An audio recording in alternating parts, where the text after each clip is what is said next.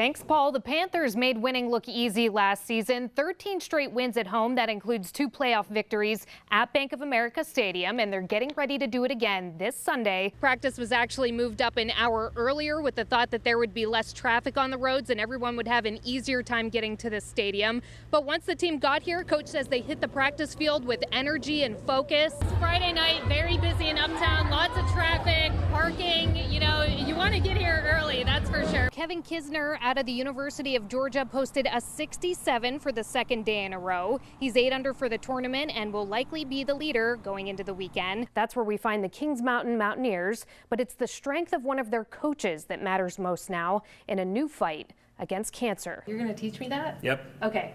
Okay. That's really actually close to the rhythms, though. Almost. All 4 teams were 1-0 in conference play, so the picture in the Big South would become a little clearer after tonight's games. Let's start with Forest View at Stuart Kramer. Fresh off their Sun Belt Conference championship win, the Appalachian State football team is getting their first ever downtown send-off in Boone as they head to the Camellia Bowl. Fans and the team alike couldn't be more excited.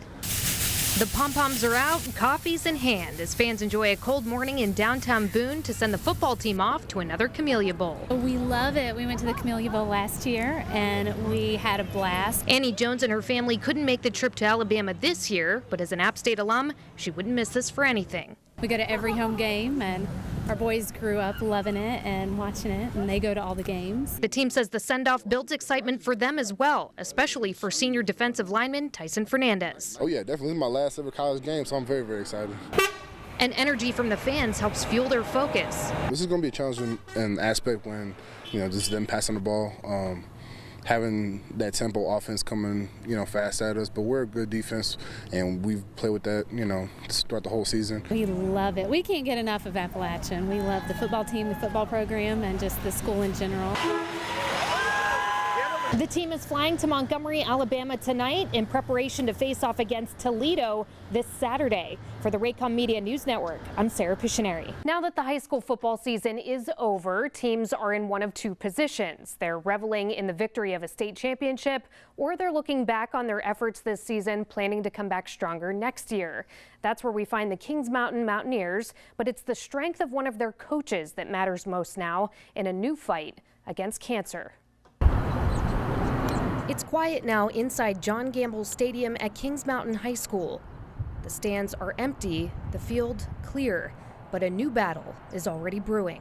Well, I'm tired and sore, but it's getting better. Jeff Putnam, better known as Coach Putt, is recently back from the hospital.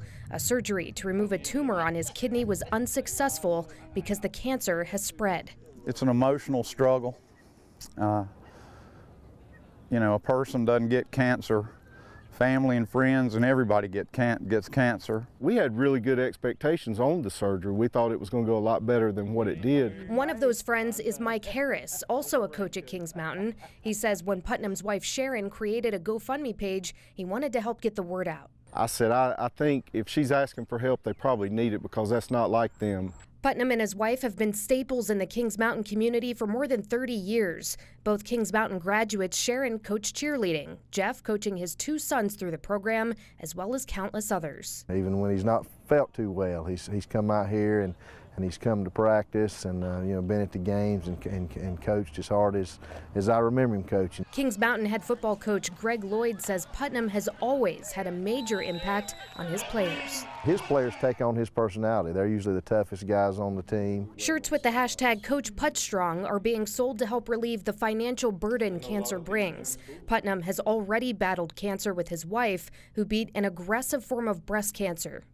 I couldn't make it without her. We've been married 33 years, and she's certainly the best nurse I've ever had. Coach Putt says the support from the community is overwhelming and is what will help get him back on the sidelines next fall. Coach Putt has started chemotherapy treatments and is taking things day by day, but he does hope to be back at school soon. More information on how you can show your support and be Coach Putt Strong is at WBTV.com. For WBTV Sports, I'm Sarah Pisciuneri.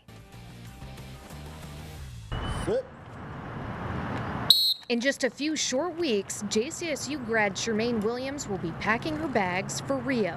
I'm not feeling any nerves. Maybe when I get to the village or maybe when I see the stadium, I'll go, oh my gosh, this is really happening. It'll be the second Olympic Games for the 26-year-old, a dream that seemed to be threatened earlier this year by a knee injury. Even though it was a setback and I lost, some days, some work, I felt like I haven't really lost any work at all. Coach Lennox Graham says Williams was behind several weeks in her training leading up to the Olympic trials last week, but Williams still claims second place in the 100-meter hurdles with 12.9 seconds to make the Jamaican team. That says a lot for her psychological state of mind and her mental strength, and so now we get to put in another 4 or 5 weeks of work before she gets to compete. So we're trying to ramp it up a little bit.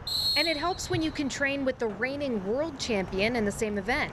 Shermaine's sister Danielle is also a JCSU grad. She motivates me because, she's better than me. So I just try to be as good as she is sometimes. Williams will head to Rio alone, but she'll see a familiar face when she gets there. 19-year-old JCSU freshman Kendra Clark is training in Canada leading up to the games. She'll run for the Canadian team in the Open 400 and the 4x400 meter relay. I'm excited for Kendra because I've seen her put in the work and I'm just really happy for her and I'm just looking forward to seeing her compete. For Clark, it will be her first Olympics, one she'll never forget. For Williams, she says the second time around is special in its own way. I was doubting making the team because I had the injury, but after overcoming all of that, it's even a better feeling now.